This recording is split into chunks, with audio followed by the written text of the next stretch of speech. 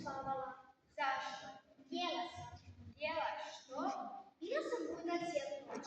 Isus danas u evanđelju kaže, idite da budete pripremni. Pa sam ja htjela, a i nisam adventski vjenčić napravila, tako da sam imala i puno posla. Znači ti si radila cijelu noć. Dobro, ne baš cijelu noć. Gledala sam neke filmove da ostanem budna. I to zamisli, božićne. A jesu uradni? Ok, još ovo sam htjela. Ovi po trgovinama izvukli božićne ukrase i slatkiše još krajem tjedna. Najbolje da pod borom napravimo gnjezdo i više se ne moramo brinuti. Wow, baš je super vjenčić. Požurimo, još malo pa će i misa početi. A svećenik je rekao da će nam na početku mise blagosloviti vjenčić. Idem, samo da pripremim